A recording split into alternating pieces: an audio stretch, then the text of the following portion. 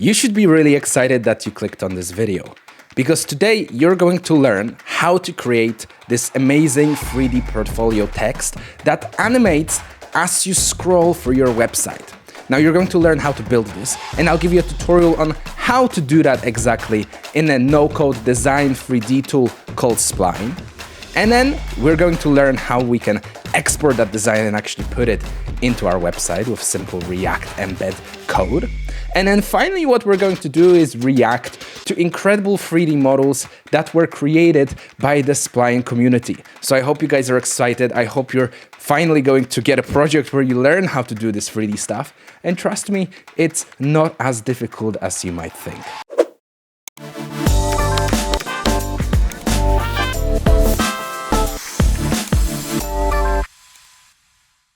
Now, before we get started with that beautiful portfolio 3D text that we're going to build in this video, I think it's only right to get some inspiration from those already created 3D models by the Spline community and get inspired by what they've made, get some ideas, and I just want to react to some incredible 3D models and, be wowed. So that's what we're going to do to start. And in order to be able to find these projects, if you do need them, you can just go on to spline.design, then you can get started. You'll probably be prompted to log in and create an account. And then finally, under the community panel, you can just click on explore, and then you'll see the trending option. And then here you'll just have a variety of the most amazing and beautiful 3D models created by the community that you can just look at. You can remix, and I'll tell you about that in just a second.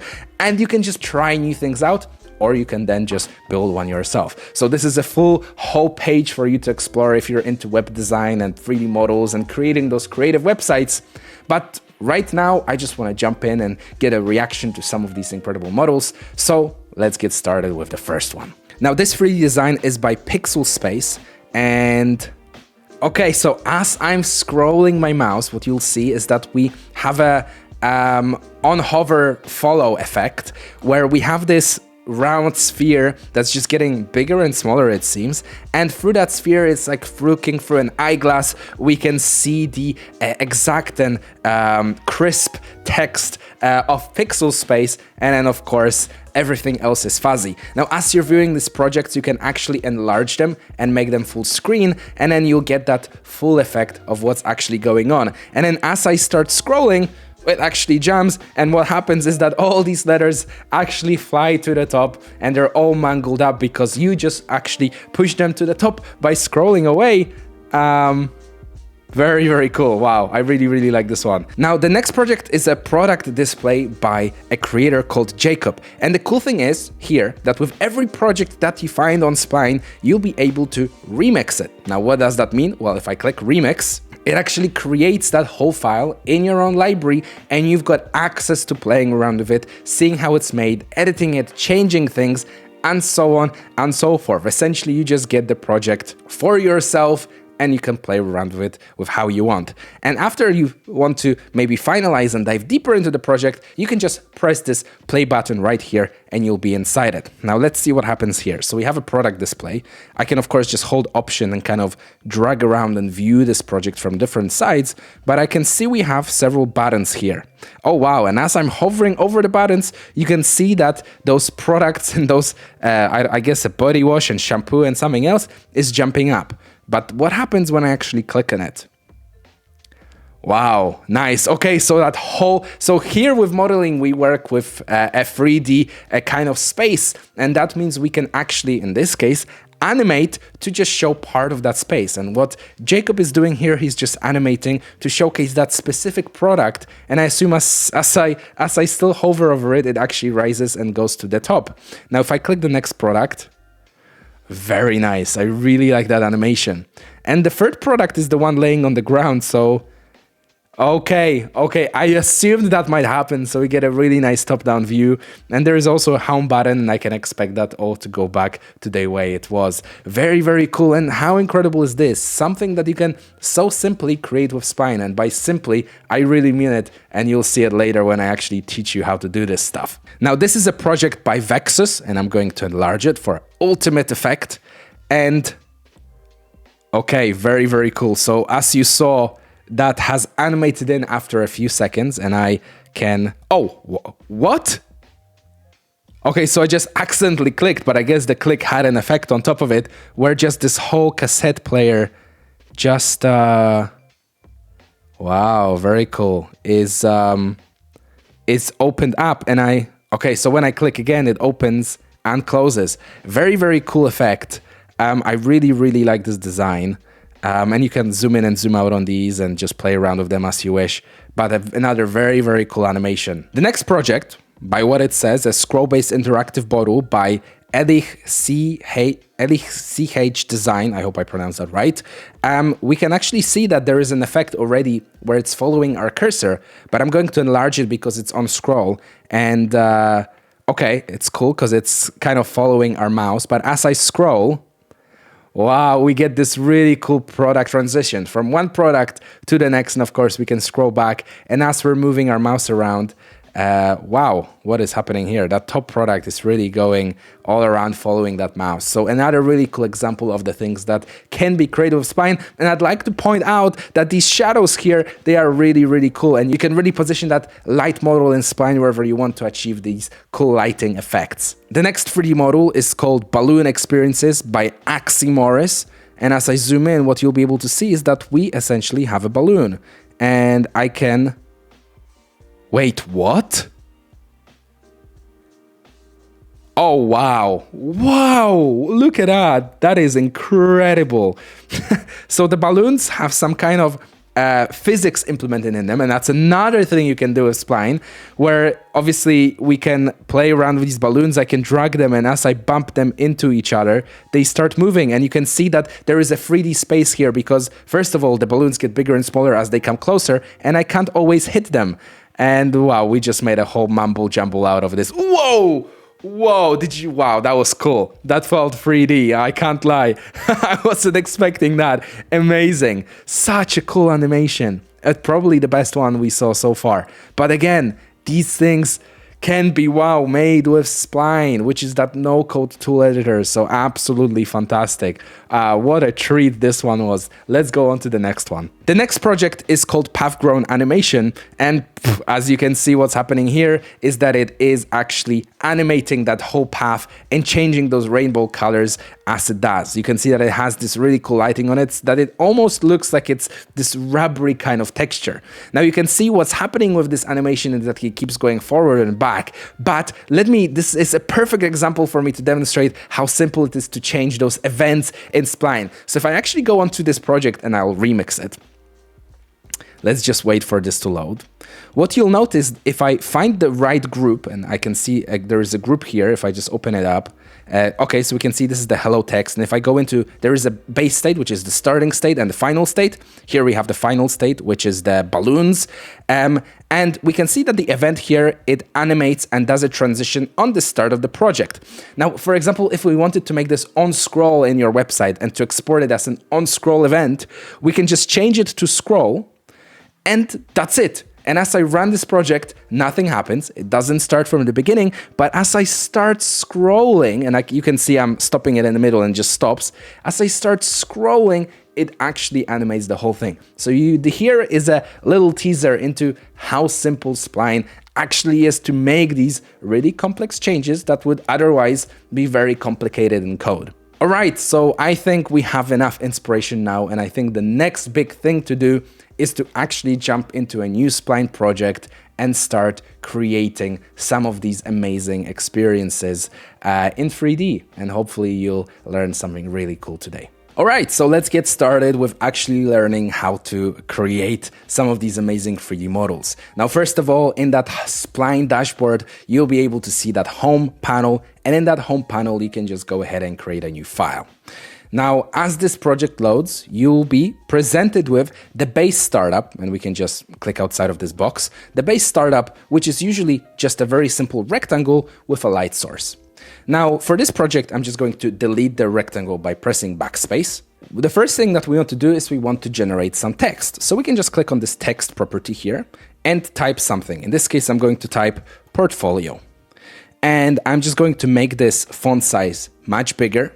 I'm going to adjust this text screen here to be full width. And then the final thing I'm going to do, I'm going to keep as Roboto, but I'm going to change its font weight to black italic. Now I'm just going to adjust this one more time. And then the final thing we can do is we can actually start to convert this to a shape. And what you'll see in the left-hand side panel, that it took every single letter of that design and it converted it into a shape. Now, what we can do is we can right-click on this portfolio.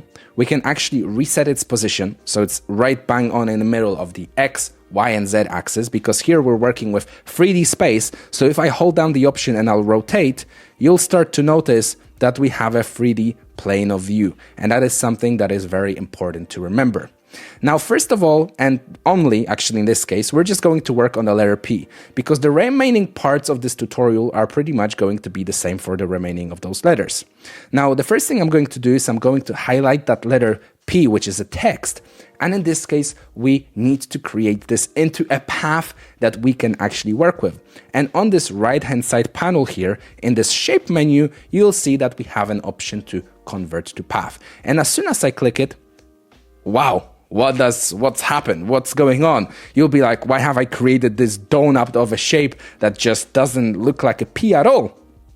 Well, it's because we created a path, but this path doesn't know how thick it should be, what it should look like, so we need to make some simple adjustments. So first of all, we can actually scroll down to the path extrusion panel, and here right at the bottom we have two properties. We have a start scale and we have an end scale. Now here what we will do is we'll just start reducing this. Now start scale means it starts reducing from one side, because essentially it's a path. Every path in Spline always has a beginning and always has an end. So essentially if I move this down, let's say to 0.01 in this example maybe, and that might be even too much, 0.01. Okay, actually, no, it's not. So what you can see is that if I increase the scale of the beginning of that path, you can see that some of it gets thicker and some of it remains thin. So maybe 0.01 is not good enough. Maybe we should do 0.1. And I think that will be the right size to pick here. Now, as you can see, we do have a P that looks a little bit thicker. But if we look to the side, it does have some width, but maybe we just want to make it a little bit thicker than it is. So what we can do, we can just scroll up here and we can see the scale attribute. Now here we have a scale of 1 in the X direction, which means the bottom direction. Then we have a scale in the Y direction. And then finally we have a scale in the Z direction. That's the one that you're probably not familiar with. So if I just increase the Z value to, for example, 2, we can see that it has doubled in size. And now our P letter is a little bit thicker, which is good for what we want. Now, finally, what we can do is here we have this path panel. And not only do we have the size of the path, we also have the corners. Now, what does that do? It actually allows us to take any right angles or corners that would usually be sharp and make them round. So as I drag this corner here, essentially what happens is that everything becomes rounder. And then finally we can go ahead and play around with the path extrusion. Now there's a lot of different shapes that you can pick from to make this path look different. For example, I can pick a polygon and it suddenly turns it into a polygon that has, in this case, 5 sides, but we can change that. I can say, for example, I want this to have 12 sides, and suddenly it starts looking a little bit like a churro. But it's something that we may want. For this example, I'm just going to keep it as a circle. I want it to be round and bubbly. And what I can do is we can change the angle here. And as I change the angle, you can see it actually rotates from inside out and it creates these funky shapes.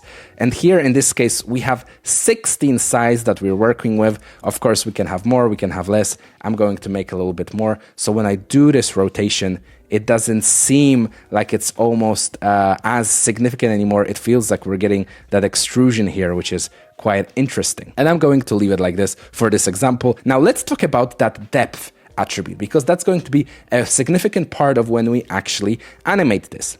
Now this depth attribute actually takes the path and it makes the path shorter. It actually removes some of that path. And you can see, like I said before, every path has a beginning and it has an end. And in this case, this path, it has a beginning and an end. And as I move that depth, we're removing that end path and traversing back to the beginning.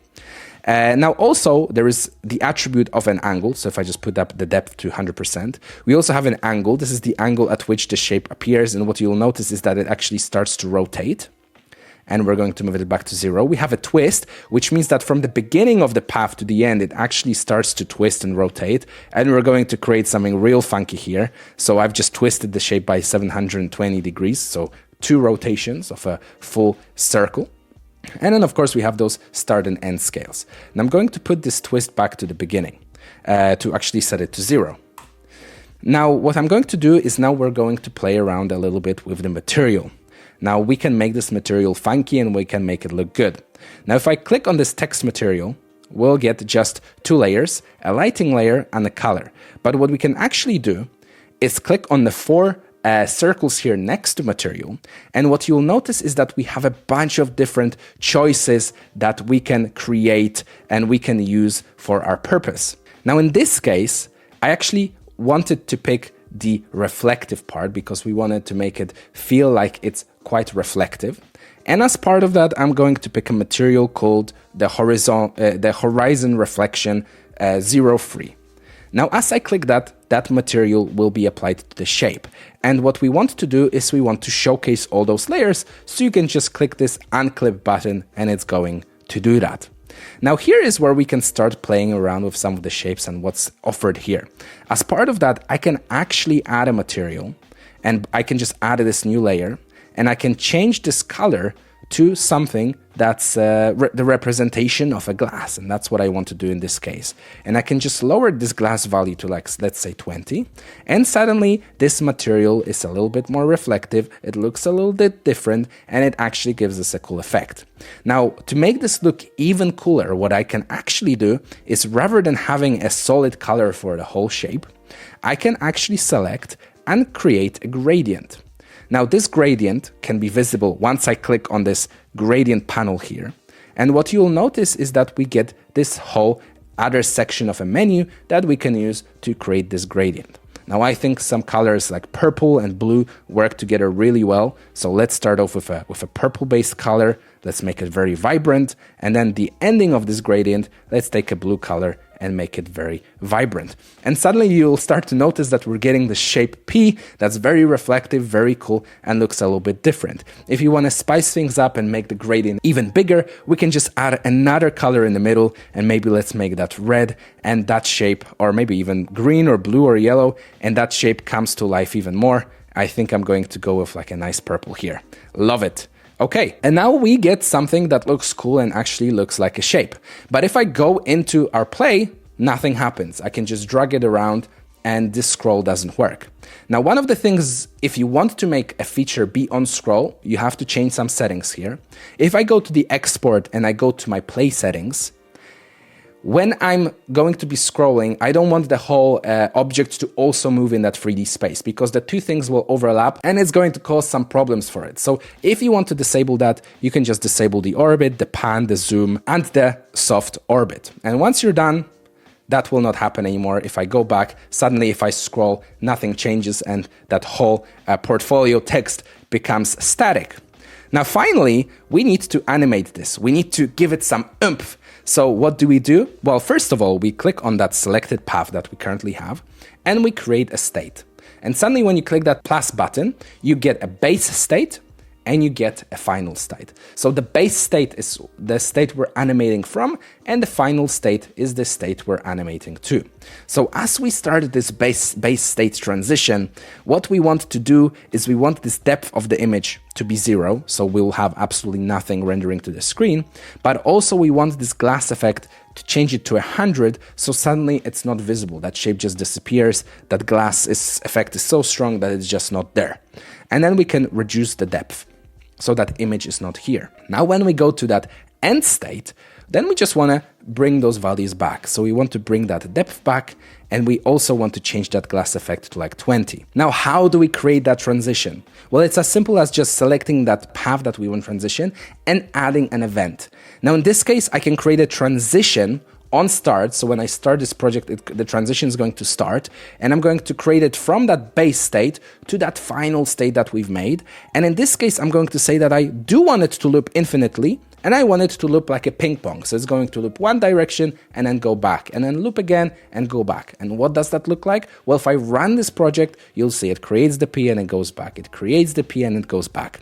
Now, what happens if I actually want to change this on scroll? Well, it's just as simple as changing that event from start to scroll. And if I go back into this project and I'll start scrolling away, you'll notice that this P suddenly starts to be created. And if I stop at some certain interval, well, I stopped scrolling and it stops animating, and I can just animate it fully. And suddenly, there you have a very simple example of creating something that's super effective in your website, and it just works.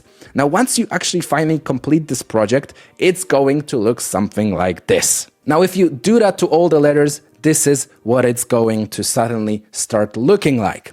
And it looks very funky. Now here we added some extra path. Now this path actually is a path that also animates to make the dot on the eye on top. And finally, there has been some stars added to just give it that extra effect.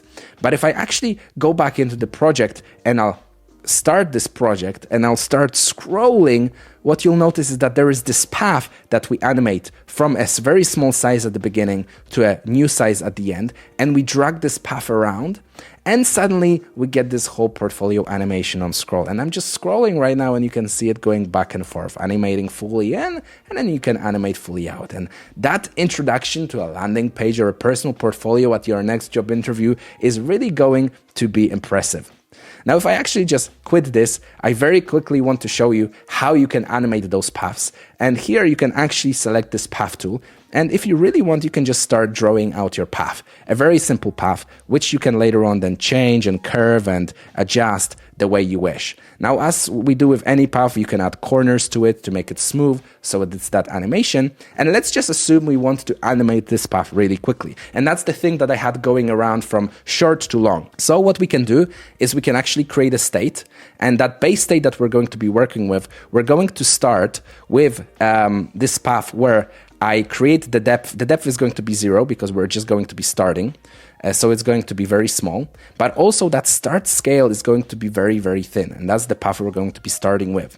And then later on, as I create that depth, and let's say I want this depth to be quite small like this, and it's a very short path, so it will look a little bit chunky, then I can go into my end scale, and I'll go into my next state.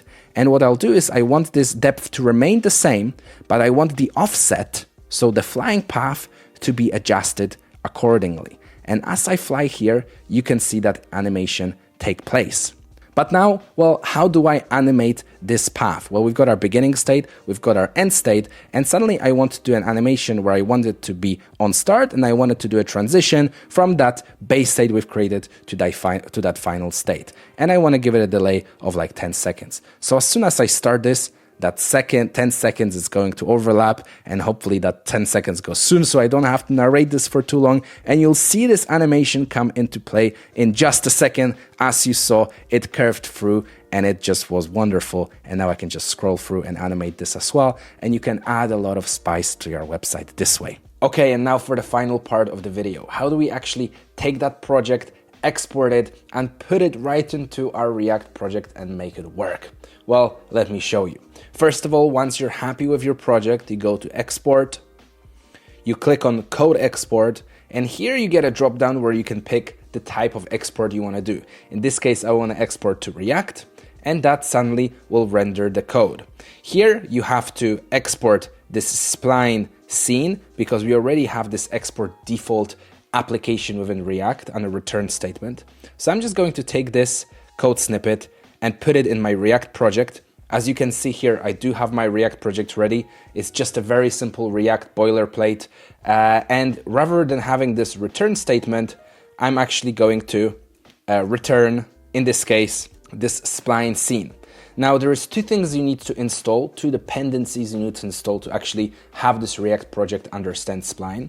Now, if I go back if I go to Spline, you'll have this GitHub repository. You need to install this Spline tool / React Spline package, and then this Spline tool / runtime package. So I'm just going to copy it, open up my terminal, and I'm going to install those packages. Now I have already had those packages installed just in this example, but it's going to start installing those packages. Now we can do npm run development server. And the last part is from this code snippet that we actually got. At the beginning here, we have to import the Spline React tool into the project. So I'm copying that line up here. I'm just going to paste it right there, like so. And then now, because I have run my app, I'm going to go back and go into that localhost 3000, and I'm just going to refresh this project. It did say hello. Now I'm going to refresh it, and suddenly, dun dun dun, the project just works. Now this P is not animated because I was playing with it, but as you can see, as I scroll, that project animates, and we had that little transition here after 10 seconds take effect. So you can see that animation actually come into play and work for us right out of the box in our React project with this very, very simple code snippet. Now, I'll leave it there for now. Thank you very much, guys, for watching. I hope you learned a lot. I hope you got inspired, and I hope you're going to play around with the Spline tool. All the links will be down below in the description. And let me know down in the comments, do you want to see me make more videos with Spline? I'll be interested to know. Tell me your comments what you think about the tool, and I will see you in the next video.